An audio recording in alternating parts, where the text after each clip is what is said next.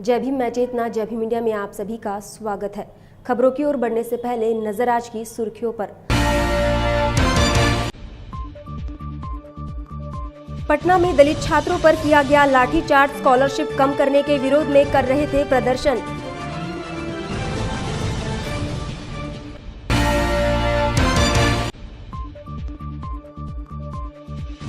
मुंबई की इंदू मिल की जमीन राज्य सरकार के लिए हस्तांतरित। अब जल्द बनेगा बाबा साहब का स्मारक।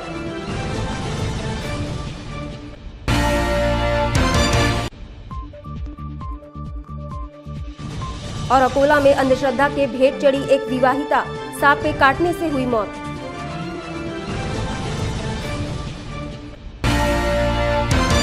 अब खबरें विस्तार से। देश के बिगड़ते हालात को देखकर ऐसा लग रहा है कि इस देश में दलितों को अपनी मांगों को लेकर प्रदर्शन करने की भी अनुमति नहीं है।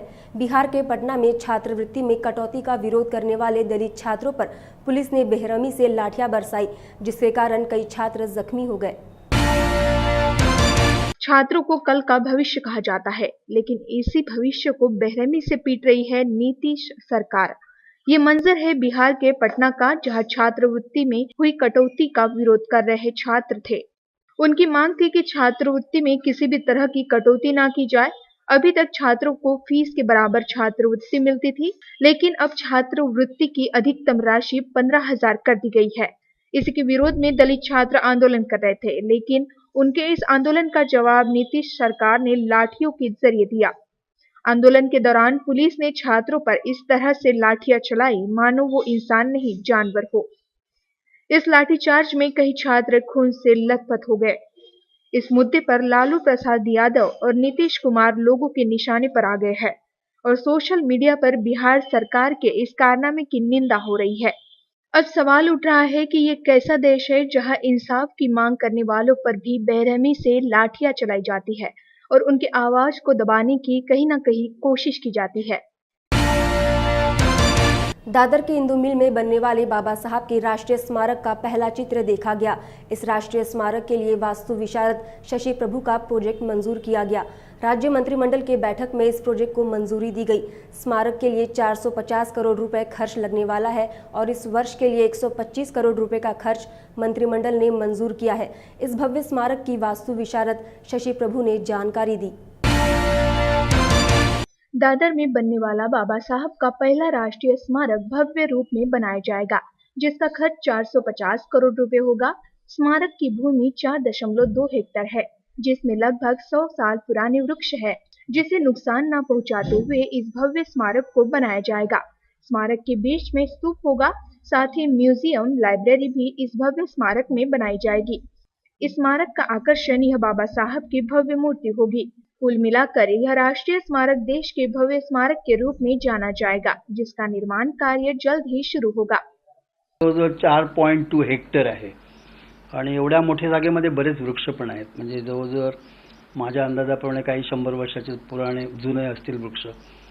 तर हे सगळं जतन करूनच आपल्याला ते स्मारक करायचं ही संकल्पना पहिल्यापासून आहे। त्यामुळे कोणी असं मनात आणू नये की वृक्ष तोडून आपण तिथे स्मारक करतोय। जरूर स्मारक एक तऱ्हेने नाविन्यप्रमाणे होणार आहे। त्याला मधल्या बाजूला आम्ही एक स्तूपासारखं स्ट्रक्चर करते आणि त्याला 24 रिब्स आहेत। रिब्स म्हणजे असे कॉलमच म्हणू आपण, पण ते वरती जाऊन आम्ही असे ते पकडलेत आणि त्याला एक सर्कलने असं बांधून ठेवले आणि त्याच्या आतमध्ये 8 असे चक्र आहेत की ते चांगल्या धातू, आता धातू ठरवायचं आहे, पण माझ्या मते कॉपरमध्ये ते असावे। त्या बाजूला म्युझियम आहे, लायब्ररी आहे, सुरुवातीलाच बाबासाहेबांचा स्टॅच्यू आहे, नंतर त्याच्या बाजूला चौफेर, आवश्यक गोष्टी तिकिटिंगपासून तर सोव्हिनियर जे जे काय लागतं ते आहे सुरुवातीला। आणि नंतर असा एक राम घेऊन आपण सेंटरला जातो, ते लिली पॉन्ड केले। हा लिली पॉन्ड पण तिथे झऱ्याचं पाणी आहे तिकडे आणि त्याच्यावरती जवळजवळ 80 मीटर रुंद डायमीटरचं आणि 40 मीटर उंच असं हे स्तूपासारखंच दिसणार असं स्ट्रक्चर आपण तयार करतोय। बाजूला त्याचा एक म्युझियम केला।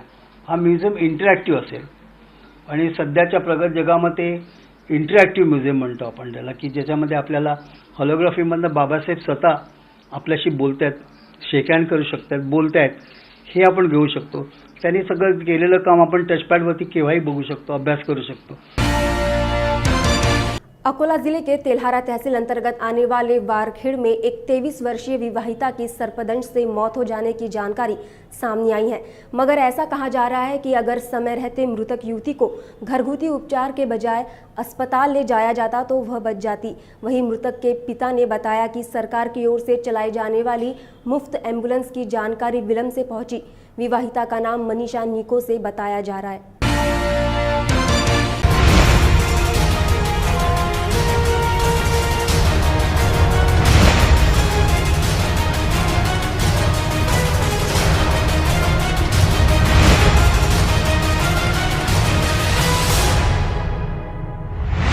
ग्रामीण क्षेत्र में आज भी अंधश्रद्धा किस तरह से पैर पसारे हुए है, इस बात का अंदाजा इसी से लगाया जा सकता है कि एक महिला को सोते समय एक विषैले सांप ने काट लिया, मगर उसके घर वाले उसे अस्पताल ले जाने की बजाय घर का ही इलाज करते रहे. सूत्रों से मिली जानकारी के अनुसार अकोला जिले के तेल्हारा तहसील अंतर्गत आने वाले वारखेड़ में एक 23 वर्षीय विवाहिता की सर्पदंश से मौत हो गई, मगर ऐसा कहा जा रहा है कि अगर समय रहते मृतका को घरगुती उपचार के बजाय अस्पताल ले जाया जाता तो उसे बचाया जा सकता था. वहीं मृतक के पिता ने बताया कि सरकार की ओर से चलाई जाने वाली मुफ्त एम्बुलेंस की जानकारी उन्हें नहीं थी, जिस वजह से वह अस्पताल विलंब से पहुंचे. विवाहिता का नाम मनीषा निको से बताया जा रहा है. शहर के गणेशपेट पुलिस थाना अंतर्गत वाहन चोरों के एक बड़े रैकेट का पर्दाफाश किया गया. पुलिस ने जाल बिछाकर बड़ी ही होशियारी से इस रैकेट को पकड़ा. इन चोरों के पास से 5 4 व्हीलर 4 ट्रैवल जब्त किए गए. पुलिस से मिली जानकारी के अनुसार ये रैकेट पुरानी गाड़ियों का रजिस्ट्रेशन नई चोरी की गाड़ियों पर करता था और उन्हें बाजार में बेचता था. शहर में वाहन चोर रैकेट ने आतंक मचा रखा था. यह रैकेट पुरानी गाड़ियों का रजिस्ट्रेशन नए चोरी की गाड़ियों पर करते थे और उन्हें बाजार में बेचते थे. शहर के गणेशपेट पुलिस थाना अंतर्गत इन वाहन चोरों के रैकेट को पुलिस ने बड़ी चालाकी से जाल बिछाकर पकड़ा और इन चोरों का पर्दाफाश किया. इन चोरों के पास से 4 व्हीलर और 5 व्हीलर बरामद की गई है. इस पूरे मामले का मास्टरमाइंड आरोपी मोहम्मद सलमान कुरैशी मोहम्मद खान है और हर एक के पास से टवेरा कार जब्त की गई है, जिसकी जानकारी पुलिस ने दी. एपीआई ताकसांडे एंड उनका स्टाफ आनंद, आशीष, शरद आणि अजय और उनको नेतृत्व किए हमारा सीनियर पीआई गणेशपेट श्री चौहान. ये जो गुप्त माहिती शामिल था हमारे पास, उसमें वर्कआउट करने के बाद हमको पता चला ऐसा एक रैकेट का काम शुरू है, जिसमें जो पुराना गाड़ी खरीदते हैं, जो 10 साल पुराना वर्जन है उसको खरीदते हैं, वही कलर वही मॉडल का गाड़ी अभी नया मार्केट में जो है उसको चोरी करके वो पुराना वाला का जो registration engine number, chassis number जो है इसमें पंच करके सेकेंड हैंड मार्केट में सेल करते थे. तो ये टोली के ऊपर सर्वेलेंस माउंट करके डीबी पथक ने अच्छी तरह सर्वेलेंस माउंट करके उनको पकड़ा गए. देन उन लोगों का चौकसी के बाद अरेस्ट करके पुलिस कस्टडी में जैसे चौकसी हुआ, उसमें हमको टोटल 3 आरोपी अटक किया हुआ है. मोहम्मद असदुल्ला खान, मोहम्मद सलमान कुरैशी और तीसरा है श्याम जयमंगल चौहान. इनसे 4 2 व्हीलर्स, 2 एक्टिवा, 1 होंडा ड्रीम और 1 एक्सेस एंड 3 ट्रवेरा और 2 टाटा इंडिगो गाड़ियों रिकवर किया हुआ है और फर्दर इन्वेस्टिगेशन भी शुरू है. और जो 4 गाड़ी 2 व्हीलर्स रिकवर किया हुआ है, उसमें एक एमआईडीसी में 2015 में गुने दाखिल किया हुआ है, एक कोराडी पुलिस स्टेशन में 15 में दाखिल किया हुआ है, एक गणेशपेट पुलिस स्टेशन में अभी 2016 में दाखिल किया हुआ है और चौथी है सदर पुलिस स्टेशन में पिछली साल 15 में दाखिल किया हुआ है. बाकी जो 4 व्हीलर्स का ओरिजिनल ओनर्स का वेरिफिकेशन प्रोसेस शुरू है एंड होपफुली और भी कुछ पॉसिबिलिटीज़ है. कहते हैं अच्छा स्कूल ही बच्चों का भविष्य निर्धारित करता है, लेकिन जब स्कूल प्रशासन ही मनमानी और दुर्व्यवहार पर उतर आए तो पालक क्या करे. ऐसा ही एक मामला चंद्रपुर से सामने आया है, जहां मामूली बात पर टीचर ने छात्रा की मां से गाली गलौज की और जातिवाचक गालियां दी. चंद्रपुर के नचिकेत गुरुकुल कॉन्वेंट स्कूल में टीचर ने मामूली बात को लेकर छात्रा को तंग करने और उसके पालकों को जातिवाचक गाली देने का मामला सामने आया है। सुवर्णा दुधे इस महिला के दोनों बच्चे नचिकेत गुरुकुल कॉन्वेंट में पढ़ते हैं। स्कूल की टीचर प्रीति वीरानी के पास सुवर्णा ने अपने बच्चों की ट्यूशन पिछले वर्ष लगाई थी, लेकिन किसी कारणवश ट्यूशन फीस देने में देरी होने से टीचर ने सुवर्णा के साथ झगड़ा किया, जिसके बाद सुवर्णा ने पैसे देकर ट्यूशन बंद की। इस बात का बदला लेने के लिए स्कूल टीचर ने सुवर्णा की बेटी को तंग करना शुरू कर दिया और उसे पीटा। मेरा नाम प्रणय, मेरा स्कूल का नाम है नचिकेत गुरुकुल। कल हमारे स्कूल में प्रिंसिपल मैम आई थी। प्रिंसिपल मैम ने सबके सामने मुझे बोला इसके साथ बात नहीं करना और हाथ नहीं लगाना।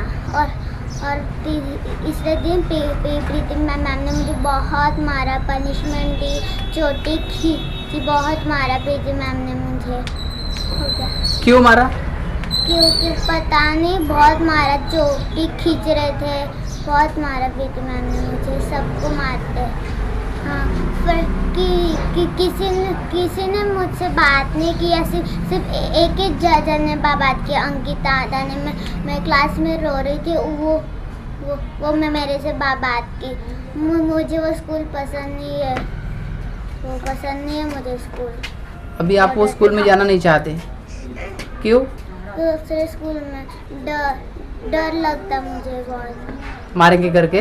हाँ, कुछ भी बोलते प्रिंसिपल मैम हमें, सबको ऐसे ही बोलते रहते। कौन है प्रिंसिपल? हमारी हजारे मैम है। हजारे मैडम? हाँ, हजारे मैम। जब छात्रा ने इसकी शिकायत अपनी मां सुवर्णा से की तो सुवर्णा स्कूल टीचर से बात करने पहुंची, लेकिन टीचर ने बात करने से इनकार कर दिया और जातिवाचक गालियां देने लगी। माझी मुलगी प्रणय प्रकाश दुधे आणि माझा मुलगा सक्षम प्रकाश दुधे हे दोघे या स्कूलमध्ये आहेत। गेल्या 9 वर्षापासून माझी तिन्ही मुलं या स्कूलमध्ये आहेत। मी त्या दिवशी 29 तारखेला फ्रायडे 29 तारखेला मी या शाळेमध्ये आली। माझ्या मोठ्या मुलीला तिथे आधी सोडून दिलं, कारण ह्या स्कूलमध्ये एक म्हणजे पनिश करतात, जर पोरी लेट गेल्या तर पनिश करतात आणि 1 तास उभं ठेवतात। त्याच्यामुळे मी माझ्या मोठ्या पोरीला म्हणजे प्रणय दुधेला 8 वाजताच पाठवून दिलं। माझ्या बाळाला बरं नसल्यामुळे 8 दिवस तो शाळेत गेला नाही, तो रडत होता। त्याच्यामुळे मी त्याला समजून वगैरे आणला आणि शाळेमध्ये घेऊन आले। तेव्हा यांचे गेट बंद झाले होते। मी आलं आणि यांना रिक्वेस्ट केली, मॅडम गेट खोला, मला तुमच्याशी बोलायचं आहे, कारण 4 सॅटर्डे होता आणि मग सुट्टी होती आणि नंतर संडे होता, त्याच्यामुळे पुन्हा 2 दिवस पोरांना सुट्टीच होती, पुन्हा तो गेला नसता। त्याच्यामुळे मी त्यांना खूप रिक्वेस्ट केली, मॅडम मला तुमच्याशी बोलायचं आहे आणि गेट उघडा। त्यांनी काही गेट उघडला नाही आणि मला बोलायला तयार नव्हते। मग वरच्या चपराशीने मला सांगितलं की तुम्ही त्या छोट्या गेटमधून बोला। मी त्या छोट्या गेटमध्ये गेली आणि त्यांनी आवाज दिला, तेव्हा ते फोनवर बोलत, त्यांनी मला असं सांगितलं, मला हे माहीत नाही ती फोनवर बोलत होती की नाही, मला म्हणते मी फोनवर, आणि तिने जोरात खिडकी लावून दिली।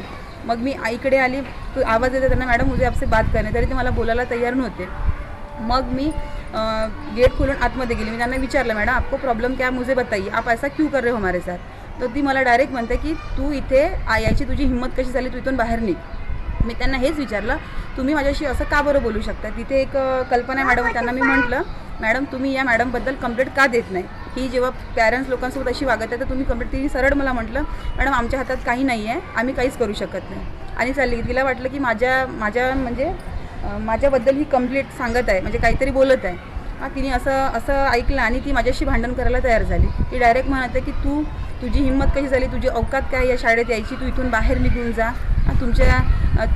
तुमची जात काय आहे या शाळेत यायची, तुझी म्हणजे। इस पूरे मामले की जानकारी प्रिंसिपल को मिलने के बाद उसने सुवर्णा के दोनों बच्चों को स्कूल से निकालने का फरमान जारी कर दिया, जिसके बाद सुवर्णा के सामने कई सवाल खड़े हुए कि आखिर उसके दोनों बच्चों के भविष्य का क्या होगा। इसकी शिकायत सुवर्णा ने बल्लारशाह पुलिस थाने में की और जिलाधिकारी को निवेदन देकर न्याय की मांग की। राज्य में मानसून आने के बाद कई जिलों में बाढ़ की स्थिति देखी गई। महाबलेश्वर में कई दिनों से जारी भारी बारिश के कारण सांगली जिले के कोयना और अलमट्टी बांध में भारी बारिश का जलस्तर लगातार बढ़ रहा है। ऐसे में बाढ़ की स्थिति को रोकने के लिए जिला प्रशासन ने कड़े कदम उठाए। राज्य के कई जिलों में बाढ़ आने के बाद सांगली जिला प्रशासन सजग हो गई है। महाबलेश्वर में लगातार जारी 3 दिनों की बारिश से कोयना और अलमपट्टी बांध में जलस्तर बढ़ गया है। टीएमसी पानी का संग्रहण होने के बाद 40,000 कुएं से पानी छोड़ा गया है। लगातार 3 दिनों से जारी बारिश की वजह से जिले में बाढ़ की स्थिति न आए, इसके लिए प्रशासन ने कमान संभाल ली है, जिसकी जानकारी जिलाधिकारी शेखर गायकवाड ने दी। याचबरोबर गेल्या 3 दिवसामध्ये महाबळेश्वरला प्रचंड पाऊस पडत असल्यामुळे कोयना धरणामध्ये पाण्याची पातळी सातत्याने वाढत आहे। काल आणि आज सकाळपर्यंत साधारण 5 टीएमसी पाणी एका दिवसाला नव्याने कोयना जलाशयात येत आहे। हे पाहून आम्ही आलमट्टीची पातळी कायम ठेवण्याचा आणि त्याचबरोबर सांगलीमध्ये पूर येणार नाही आणि सांगलीकरांना कुठलाही त्रास होणार नाही अशा प्रकारचं नियोजन केलं आहे। आलमट्टीमधून आत्ताच्या मिनिटाला 2,40,000 क्युसेक एवढं पाणी सोडलं जात आहे। साधारण 1 मीटरने आलमट्टीची पातळी खाली झाल्यास वरून कोयना आणि वारणे धरणे भरण्याच्या अवस्थेत आली असल्यामुळे तिथून जरी पाण्याचा डिस्चार्ज वाढला तरी सांगलीला धोका होणार नाही, यासाठी जिल्ह्याचं प्रशासन सतर्क आहे।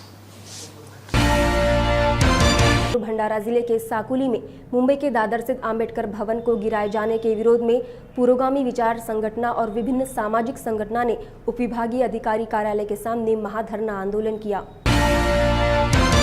अंबेडकर भवन गिराए जाने के विरोध में देश में आंदोलन किए।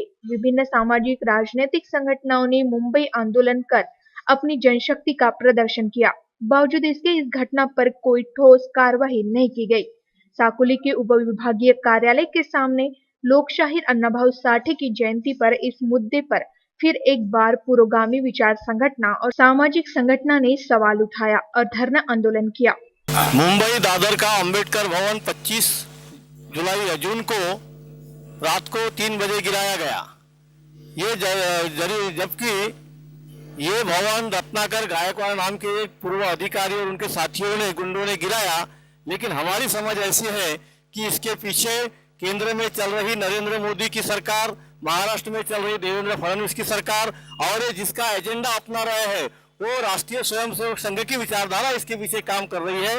डॉक्टर आम्बेडकरों के तमाम विचारों को इनको दफनाना है, इसलिए आम्बेडकरों का विचार को प्रसार करने वाले जितने कुछ इस देश में केंद्र होंगे उन पर कब्जा करना, उनको नेस्तनाबूद करना, ये इस सरकार का और राष्ट्रीय स्वयंसेवक संघ का एजेंडा है। उस एजेंडे पर यह सरकार चल रही है और उसी के तहत डॉक्टर आम्बेडकर भवन गिराया गया है, जिसके खिलाफ में सारे महाराष्ट्र में और देश की जनता में जो अम्बेडकरवादी जनता होगी या बाबा साहेब को मानने वाली दूसरी भी जनता होगी, सबके मन में एक गुस्सा है।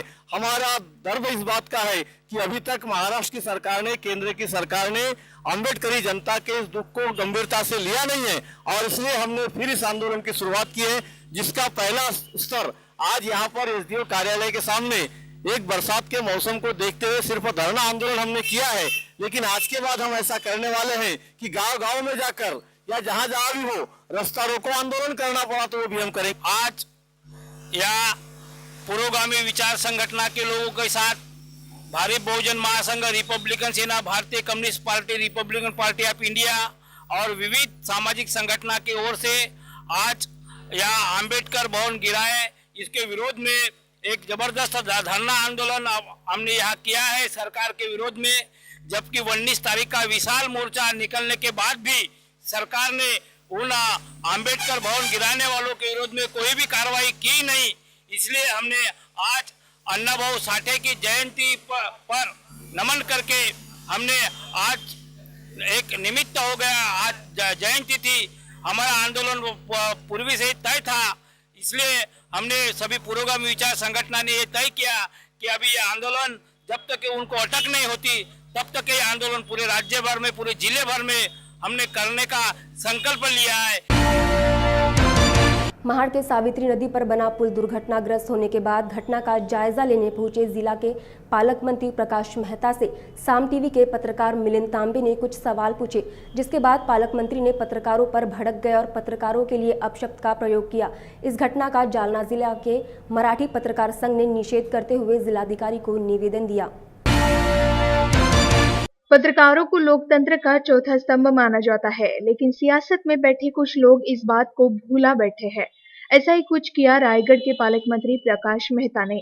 महाड़ के सावित्री नदी पर बना पुल बह जाने के बाद जायजा लेने पहुंचे पालक मंत्री से साम टीवी के पत्रकार मिलिंद तांबे ने कुछ सवाल पूछे, जिसके बाद पालक मंत्री भड़क गए। साथ ही उपस्थित पत्रकारों के लिए अपशब्दों का उपयोग किया, जिसका विरोध जालना के मराठी पत्रकार संघ ने किया और जिलाधिकारी को ज्ञापन सौंपा। प्रकाश मेहता यांनी काल पुलाच्या दुर्घटनेसंदर्भात त्या ठिकाणी पत्रकाराविषयी केलेले वक्तव्ये अत्यंत निषेधार्थ आहेत। त्यांच्यावरती मुख्यमंत्र्यांनी व युती शासनाने कारवाई करून त्यांचा राजीनामा घ्यावा, ही भोकरदन तालुका पत्रकार संघाच्या वतीनं आज निवेदनाद्वारे मागणी करण्यात येत आहे। राज्याचे गृहनिर्माण मंत्री प्रकाश मेहता यांनी सावित्री नदी पुलावरील दुर्घटनेच्या ठिकाणी साम टीव्हीचे पत्रकार मिलिंद तांबे यांना जी आरेरावीची भाषा केली आणि तिथं वृत्तसंकलन करणाऱ्या इतर पत्रकारांनाही त्यांनी उद्धटपणाची वागणूक दिली, तर त्यांच्या या मस्तवालपणाचा आज भोकरदन तालुका मराठी पत्रकार संघाच्या वतीनं तीव्र शब्दात माननीय उपविभागीय अधिकारी यांना, माननीय मुख्यमंत्र्यांसाठी उपविभागीय अधिकारी व तहसीलदार रूपा चित्रक उपविभागीय अधिकारी हरिश्चंद्र गवळी यांच्यामार्फत निवेदन भोकरदन तालुका मराठी पत्रकार संघाचे निवेदन देण्यात आले आणि त्यांच्यावरती माननीय मुख्यमंत्र्यांनी योग्य ती कारवाई करावी अशी मागणी या निवेदनाद्वारे करण्यात येऊन त्यांचा निषेध करण्यात आला। पंढरपुर में लगातार होने वाली बारिश और बांध का पानी नदियों में छोड़ने के कारण पंढरपुर के दगड़ी पुल तक पानी का स्तर पहुंचने से बाढ़ जैसी स्थिति का निर्माण हुआ, जिसके बाद इस आपातकालीन स्थिति से निपटने के लिए 24 घंटों के भीतर बाढ़ नियंत्रण कक्ष कार्यान्वित किया गया। राज्य के कई जिलों में मूसलाधार बारिश होने के कारण बांधों में पानी का जलस्तर कई गुना बढ़ गया है। पंढरपुर में वीर बांध के क्षेत्र में अत्यधिक बारिश के कारण इस बांध का पानी नीरा नदी में छोड़ा गया। 40 से 50 हजार क्यूसेस पानी नदी में छोड़े जाने के कारण पंढरपुर के दगड़ी पुल के ऊपर तक पानी पहुंच गया था। इस आपातकालीन स्थिति को देखते हुए 24 घंटों के भीतर बाढ़ नियंत्रण कक्ष कार्यान्वित किया गया, जिससे पंढरपुर का चंद्रभागा नदी में मंदिरों के ऊपर तक पानी पहुंचा। इस दौरान पंढरपुर के 46 गांवों को अलर्ट किया गया और किसी प्रकार की जनहानि ना हो इसके इंतजाम किए गए। पंढरपूर तालुक्यामध्ये भीमा नदीच्या काठावर एकूण 46 गावं आहेत। या सर्व गावांमध्ये सतर्कतेचा इशारा देण्यात आलेला आहे। प्रामुख्याने वीर धरणातून जो पाण्याचा विसर्ग सोडण्यात आलेला आहे तो 40,000 ते 50,000 क्युसेक आहे आणि या विसर्गाच्या पार्श्वभूमीवर नदीपात्रात वाढलेल्या पाण्याच्या दृष्टीनं सगळीकडे सतर्कतेचा इशारा दिल्यानंतर प्रशासनाचे सर्व घटक, ज्यामध्ये जिल्हा परिषद आहे, बांधकाम आहे, महावितरण आहे, महसूल विभाग आहे, पोलीस डिपार्टमेंट आहे, या सर्व घटकांना त्यांच्या टीम्स एम्प्लॉय करून त्या ठिकाणी नेमलेलं आहे। सर्वप्रथम जे सखल भाग आहे त्या सखल भागांची पाहणी करून त्या ठिकाणी सखल भागामधील नागरिकांना इशारे देऊन योग्य प्रकारे सुरक्षित स्थळी हलवण्यात आलेलं आहे। त्याचबरोबर महावितरणच्या माध्यमातून नदीपात्रातून होणारा नदीपात्राच्या शेजारी होणारा वीज पुरवठा हा कायमस्वरूपी करण्यात आलेला आहे। त्यानंतर जे बंधारे आहेत नदीपात्रामध्ये त्या बंधाऱ्यावरची वाहतूक पूर्णतः पोलिसांमार्फत थांबवण्यात आलेली आहे। सर्वत्र सतर्कतेचा इशारा देऊन त्या वाहतुकीला प्रतिबंध करण्यात आलेला आहे, जेणेकरून कोणतेही वाहन नदीपात्रातील वाहणाऱ्या बंधाऱ्यावरून जाऊ नये। मध्य प्रदेश के बुरहानपुर में जनता की समस्या और किसानों की प्रलंबित मांगी देखते हुए जिला कांग्रेस कमेटी बुरहानपुर द्वारा रविवार को धरना प्रदर्शन किया जाएगा, जिसकी जानकारी लॉर्ड बुद्धा टीवी को कांग्रेस के कार्यकर्ताओं ने दी। परेशानियों से व्याप्त है, यहाँ सिर्फ भ्रष्टाचार हो रहा है। बुरहानपुर जिले के किसान को ज़बरदस्ती उसका खेत का बीमा, फसल का बीमा किया जा रहा है और वो भी 1 लाख के लोन पर 5,000 रुपये का बीमा किया जा रहा है। मुआवजे के नाम पर किसानों को आज तक 1 रुपया नहीं मिला। आदिवासी भाई हमारे पिछले 5 सालों से लगातार इस ज़िले के प्रशासन की अनियमितताएं, इनकी बदनीयती के कारण उनको पट्टे, जो केंद्र सरकार ने, यूपीए सोनिया गांधी जी ने, मनमोहन सिंह जी ने जो पट्टे का अधिकार, वन अधिकार अधिनियम लागू किया था, उनको पट्टे नहीं दिए गए। बीपीएल कार्ड आए दिन गरीबों के बीपीएल कार्ड काट दिए जाते हैं। अलग अलग बहाना बनाकर वृद्धों को परेशान किया जाता है। पंचायतों में शौचालय बनाने के नाम पर सरपंचों को भी परेशान किया जा रहा है और जो हितग्राही है उसको पैसे 6-6 महीने नहीं दे रहे। हमारे ज़िले में सबसे बड़ी समस्या जो है कि यहाँ पर पूरे रोडों की स्थिति, पूरे ग्रामीण क्षेत्र की स्थिति बद से बदतर होती जा रही है। नगर निगम सीमा क्षेत्र में सड़क निर्माण कार्य पूरी भ्रष्टाचार के दलदल में डूबा हुआ है और बुरहानपुर ज़िले में आज सबसे बड़ी जो समस्या है कि यहाँ पर अधिकारी भारतीय जनता पार्टी के नेताओं के 2 नंबर के कामों को शह दे रहे हैं। चाहे अवैध रेत का उत्खनन हो, चाहे गांव-गांव में अवैध शराब की बात हो, सब जगह भारतीय जनता पार्टी के नेताओं के सानिध्य में, उनके मार्गदर्शन में यहाँ के अधिकारी उनको पूरा मदद कर रहे हैं। तो बहुत सारी बातें हैं, इन सब बातों को लेकर हमने कल का आयोजन रखा है और मध्य प्रदेश में जिस प्रकार से लगातार दलित पे, अनुसूचित जाति जनजाति के लोगों पर अत्याचार बढ़ता जा रहा है, चाहे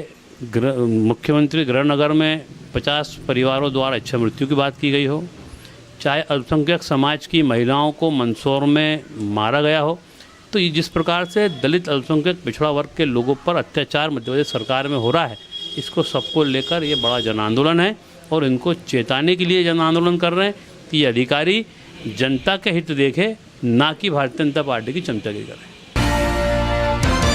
आज की जय भीम इंडिया में फिलहाल इतना ही। फिर होगी मुलाकात, तब तक ले दीजिए इजाजत। जय भीम।